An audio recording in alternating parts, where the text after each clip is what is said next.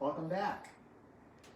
In recognition of my new book on ramen, we are going to put together a quick bowl of ramen just so you can see how easy it is. And it's going to be fresh noodles. So let's get started.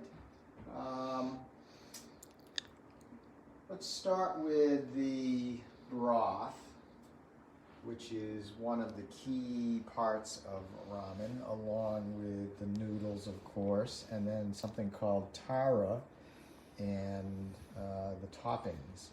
The broth that we're going to make today is a traditional dashi broth, which is made from dried fish.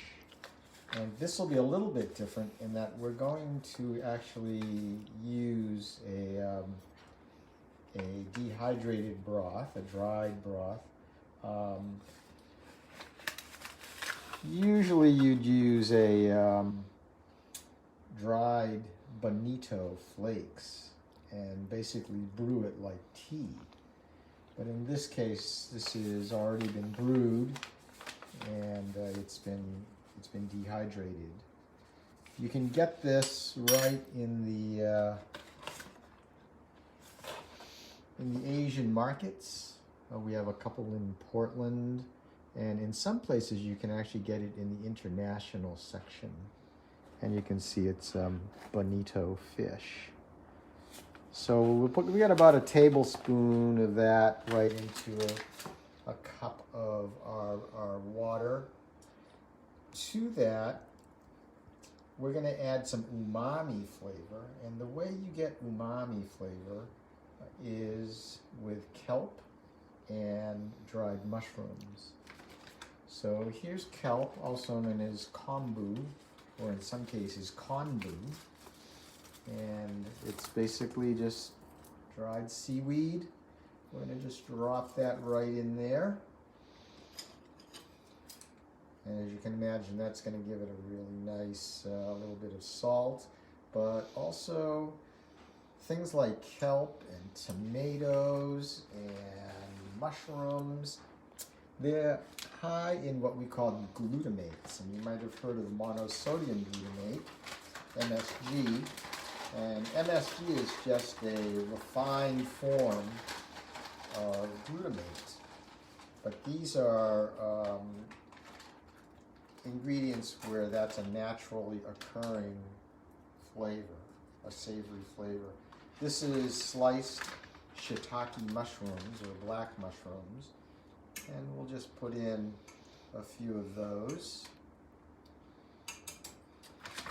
And one other source of umami flavor is going to be what we call tree ears, and these are sliced. This is it's labeled a dried fungus, and it's just been sliced up. Again, in the Asian markets, and we'll just put a pinch of that in as well. If you love mushrooms, you can put in a little bit more. So I love mushrooms, so put those in. And this just needs to simmer a little bit in that broth. There we go. Now the thing about the broth to keep in mind is you don't actually cook the noodles in the broth. So we're just going to let that simmer. It doesn't have to be a vigorous boil. So I'm just going to turn that down. We want it to be hot, but it doesn't have to boil off. So let's make the noodles, because that's a pretty important part of what we're doing here with the ramen. And this is my quick version of the noodles. We're going to use some all-purpose flour. I'm going to put in an egg. A little bit of salt, maybe a quarter of a tablespoon. So that's about a cup of flour. But more important than the measurement is you want to pay attention to the texture. And the texture that we want is uncooked couscous, so small pellets. So let's mess with that process for a little bit.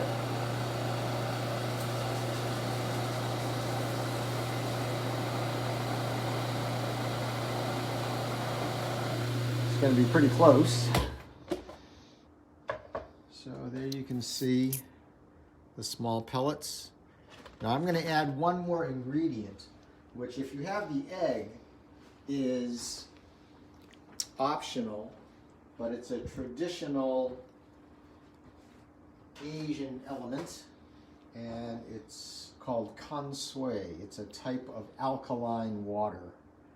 Interestingly enough, the alkaline water is something that occurs naturally in parts of China.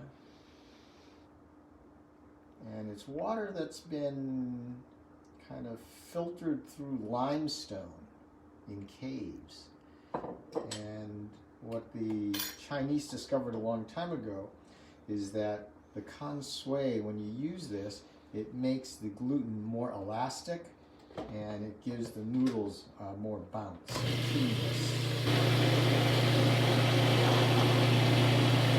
If you don't have Kansui and you're using egg, that's fine. This will give it a little bit more bounce. There we go. Yeah. See that? Uncooked couscous. And another way to tell is that if you reach in carefully and you squeeze this together, it'll form a dough, but the dough won't stick to your fingers or your hands. So it's just right. So let's roll this out. So in a lot of instructions, you'll get the instruction to let the dough sit, and that doesn't hurt. But in this method that I'm about to show you, it's not actually as important.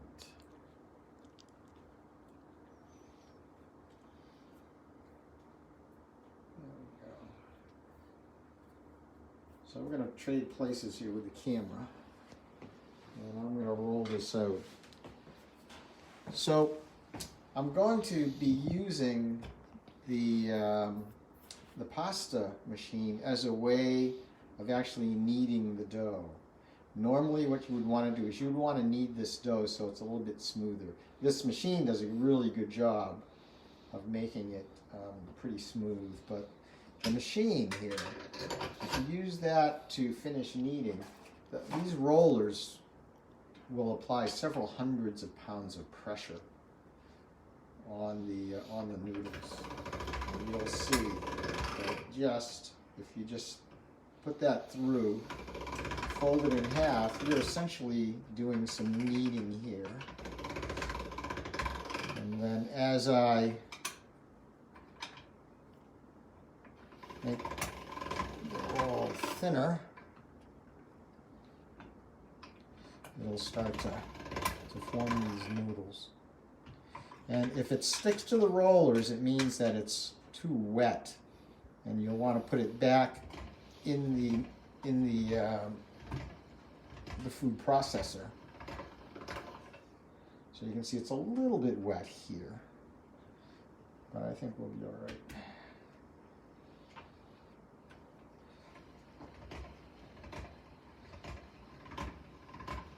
And as you continue to work this, so each time I'm folding this in half, and it's literally kneading the dough. But with a lot more pressure than I could apply. There we go. And I'm just going to put this through 2 more times. So it doesn't take very long. And what's nice about using the machine is that it really does very quickly make the dough very thin. That's 3 more. There we go. All right. So there's our dough. And let's put this through the cutter.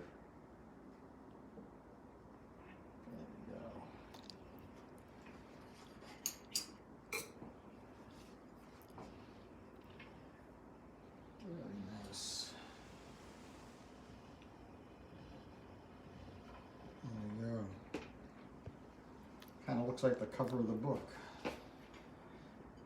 All right, so I'm going to get some water boiling. We don't cook the noodles in the broth. All right? So we'll cook that separately. Just put that there. So the noodles, you can use them immediately, or if you want, you can toss them in a little bit of flour, kind of make a little knot with them and put them into a bag. You can save them, you can freeze them up that way. But truth be told, I've always eaten them all. So, all right. So here's our broth. You can see it's kind of darkened up a little bit from the konbu, the mushrooms, and the dashi. So let's talk about some of the toppings.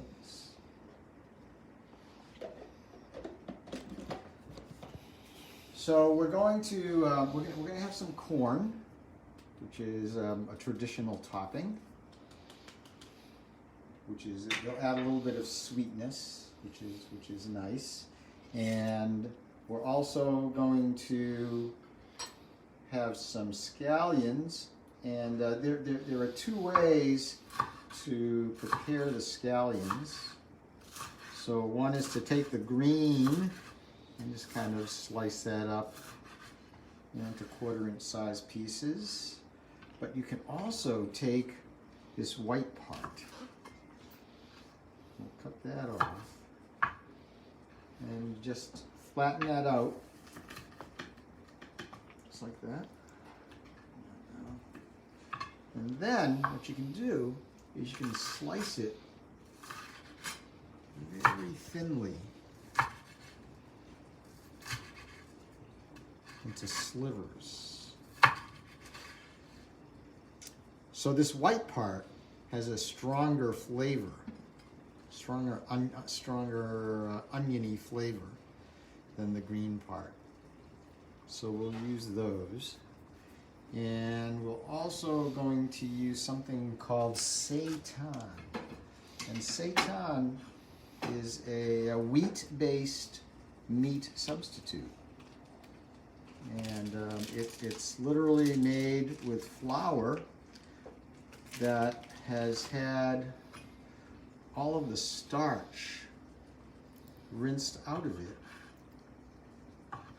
And all that's left is the protein. So it's literally a plant-based protein. And this one is made to look and taste like chicken.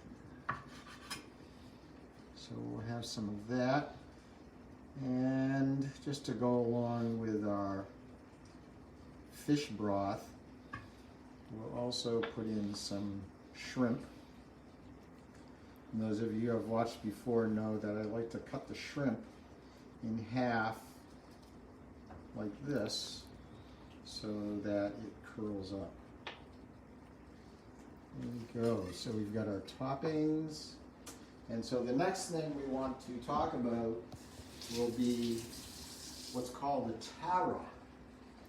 And the tare is the flavoring that goes into the ramen.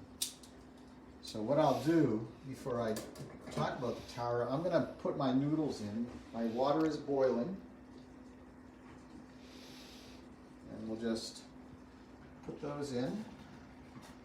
And that will literally be just cooked in like 2 minutes, which is about how long it'll take me to talk about the tare. And I'm just giving them a little bit of a stir as I put them in. That keeps them from sticking together. But as soon as they're in there, I don't have to keep stirring that. So the tare is a flavoring, as I mentioned. And the two flavorings that I'm going to use in today's soup is going to be a little bit of bouillon And this is better than bouillon. It's lobster flavored. So you can, it is cheating, just so you'll know. But you usually put the tare in the bottom, and I'm gonna add some flavored oil. And in this case, I'm going to use sesame oil, toasted sesame oil. I'm just gonna put like a quarter of a teaspoon right there. All right, and that'll give it a nice nutty flavor. So I'm just gonna kind of mix that tare up a little bit. All right, and what we know is that the oil will float. So if I mix this in, it's on the bottom, but when I start putting things in, that's going to float and get distributed throughout. So let's put this together. All right. So I'm going to put in my mushrooms. And we'll put those right to the side, just like that. So this is the artsy part of it. You can kind of decide what you want to do. Here we go. And here's my konbu. I'll put that over there.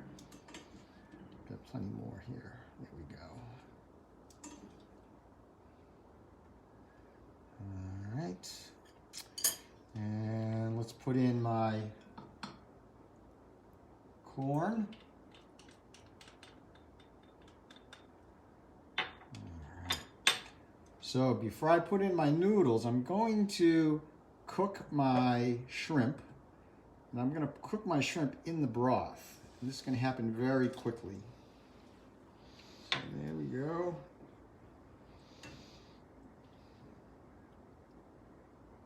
All right, and that's going to curl up in a minute. Let's put in some seitan. Yeah, you don't pronounce it Satan, but seitan. There we go. And let's put in, I'll put that over here in between. There we go. All right.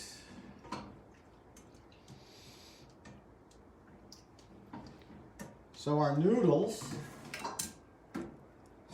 we're not going to add all this water to the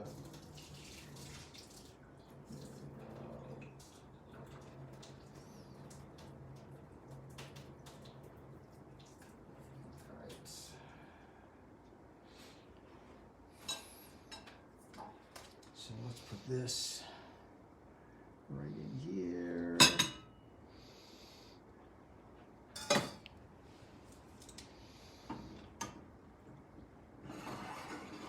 Here's our shrimp. There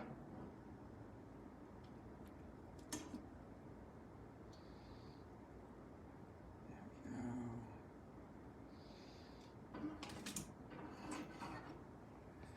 And here comes our hot broth. All right. And we're not going to bury this in the broth. There we go. Okay. And here's our scallions. And we kill the heat there. So I'm gonna keep cooking that. And there. What you can do is you can just kind of give that a little stir. So you can, there's the tare. Ooh, that smells good. So let's slurp these noodles. And so these noodles, because of the Kansui, are very chewy.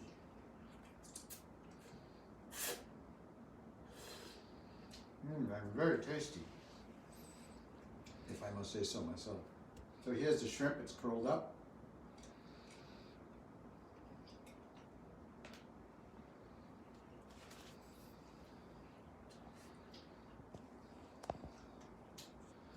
Fake chicken, seitan.